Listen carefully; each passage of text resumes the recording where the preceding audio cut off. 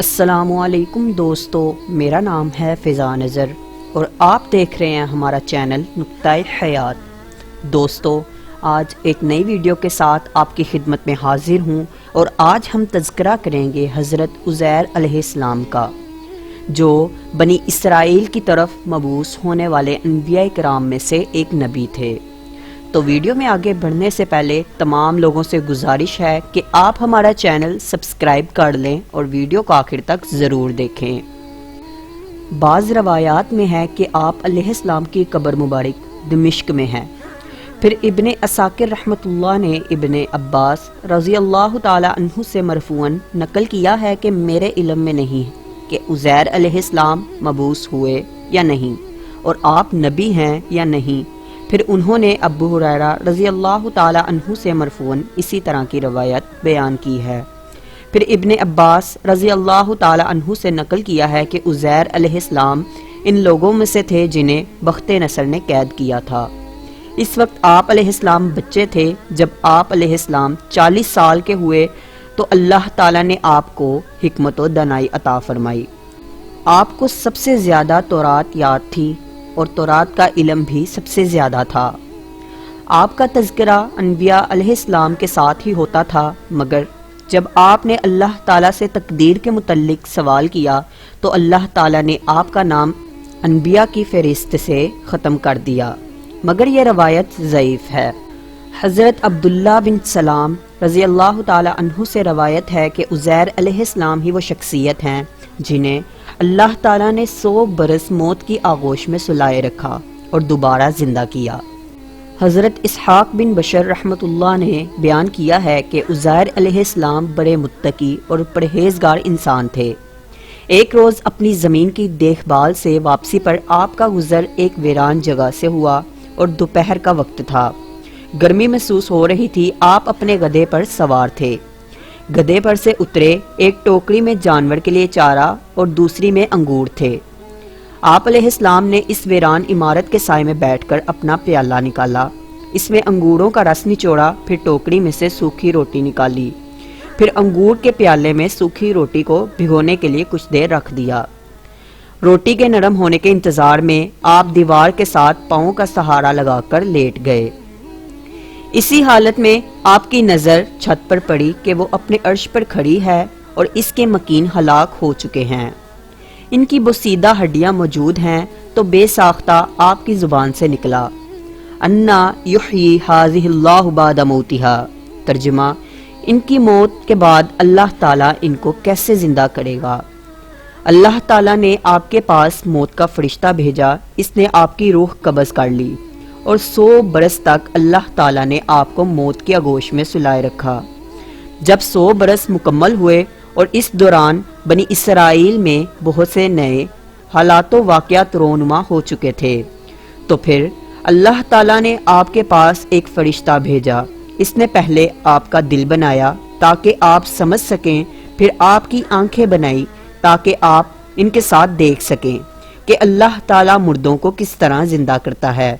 پھر تخلیق کا آغاز ہوا۔ آپ دیکھتے اور سمجھتے جا رہے تھے، مختلف اجزاء جمع ہو رہے تھے، ہڈیاں جمع ہوئیں، ان پر گوشت چڑھا، بال، اور پھر جسم میں روح ڈالی گئی۔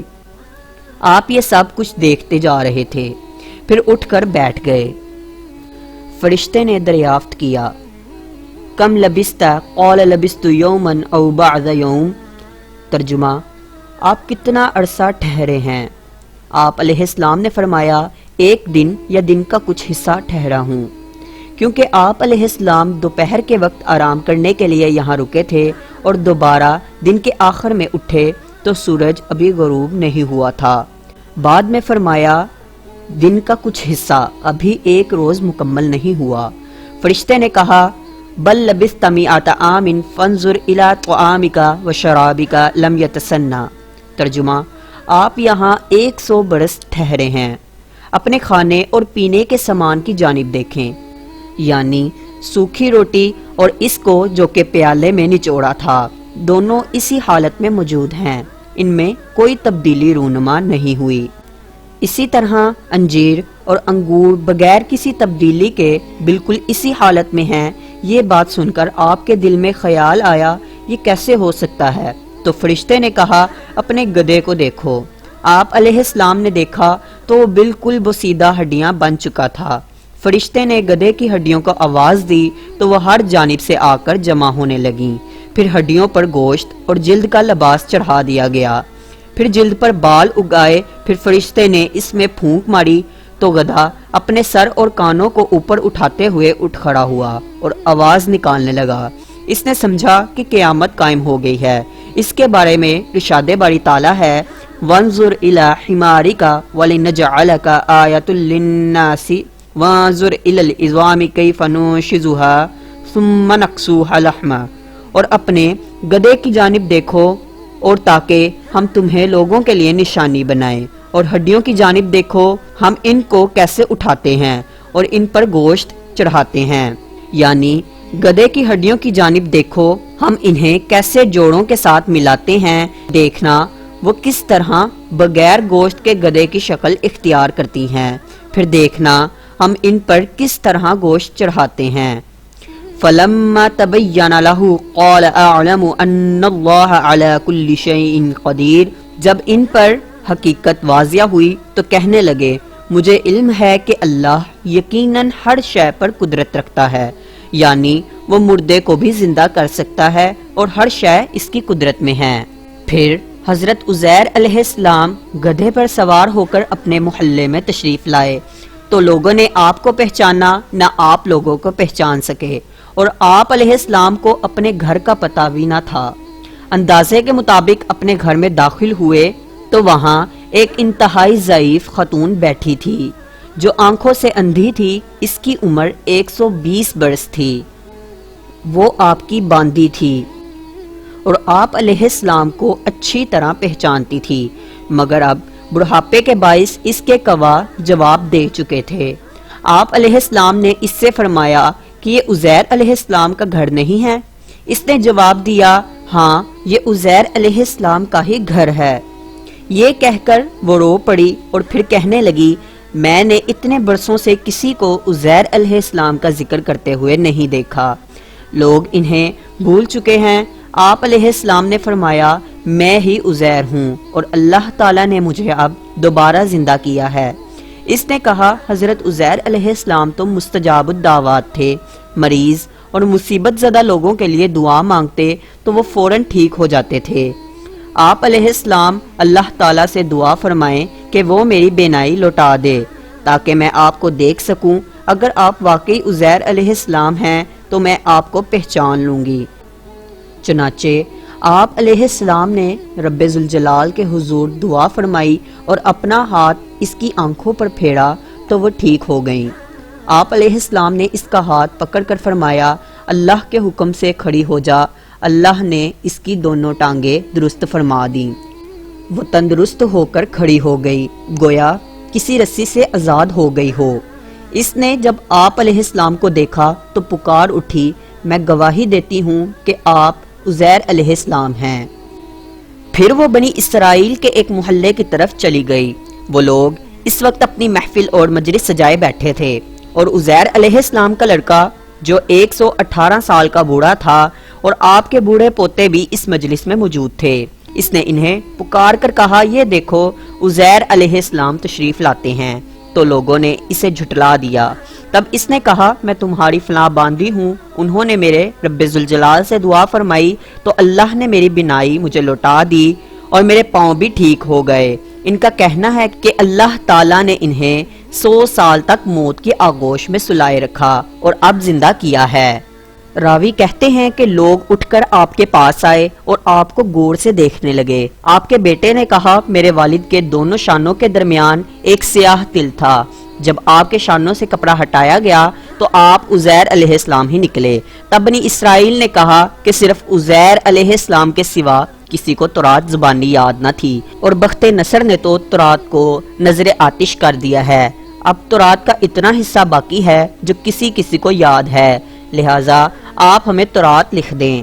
آپ کے والد سروخہ نے بخت نصر کے زمانے میں تورات ایک ایسی جگہ دفن کر دی تھی جس کے بارے میں عزیر علیہ السلام کے سوا کسی کو معلوم نہیں تھا۔ آپ لوگوں کو وہاں لے کر چل دیے، وہاں پہنچ کر اس جگہ کو کھودا تو تورات نکال لی جس کے ورق بوسیدہ ہو چکے تھے اور تحریر مٹ چکی تھی۔ آپ ایک درخت کے سائے میں بیٹھ گئے اور بنی اسرائیل آپ کے گرد جمع تھے۔ اتنے میں آسمان سے 2 شہاب آئے اور آپ کے پیٹ میں داخل ہو گئے۔ آپ کو فوراً تورات یاد ہو گئی اور آپ نے بنی اسرائیل کو لکھوا دی۔ اسی بنا پر یہودی کہنے لگے نعوذ باللہ عزیر علیہ السلام خدا کے بیٹے ہیں۔ ایک تو اس کی وجہ یہ ہے کہ شہاب آپ کے پیٹ مبارک میں داخل ہوئے تھے، اور دوسری وجہ یہ ہے کہ آپ نے انہیں تورات نئے سرے سے لکھ کر دی، اور پھر آپ بنی اسرائیل کے معاملات کے نگہبان ٹھہرے۔ آپ نے سواد عراق کے علاقہ میں دیر حزقیل کے پاس بیٹھ کر انہیں نئے سرے سے تورات لکھ کر دی تھی، اور جس بستی میں آپ کا انتقال ہوا اسے سائر آباد کہا جاتا ہے۔ عزیر علیہ السلام اللہ کے نبی ہیں یا نہیں، یا وہ ولی اللہ ہیں، اس بات پر بہت سے اختلاف ہیں۔ اسی سلسلے میں بہت سی آپ صلی اللہ علیہ وآلہ وسلم کی احادیث ملتی ہیں، جن میں سے ایک یہ ہے کہ حضرت ابو ہریرہ رضی اللہ تعالی عنہ سے روایت ہے کہ حضرت محمد صلی اللہ علیہ وآلہ وسلم نے ارشاد فرمایا، انبیاء علیہ السلام میں سے ایک نبی ایک درخت کے نیچے آرام فرمائے ہوئے تھے تو انہیں ایک چونٹی نے کاٹ لیا۔ انہوں نے اس کو پکڑنے کا حکم فرمایا، اسے زمین سے نکال لیا گیا تو پھر حکم دیا کہ اسے جلا دیا جائے۔ اللہ تعالیٰ نے ان کی طرف وحی نازل فرمائی کہ ایک چونٹی کے کاٹنے سے اس قدر عذاب کیوں دیا۔ اسحاق بن بشر رحمت اللہ نے اس روایت سے نقل کرتے ہوئے فرمایا، یہ نبی حضرت عزیر علیہ السلام تھے، اور حضرت ابن عباس رضی اللہ تعالی عنہ اور حسن بصری رحمت اللہ سے بھی یہی منقول ہے کہ وہ عزیر علیہ السلام ہی تھے۔ تو دوستو، آپ کو یہ واقعہ کیسا لگا ہمیں کومنٹ سیکشن میں بتانا، ویڈیو کو لائک اور شیئر کرنا نہ بھولیے گا۔ آپ کو ملتے ہیں اگلی ویڈیو میں، تب تک کے لیے اپنا خیال رکھیے، اللہ حافظ۔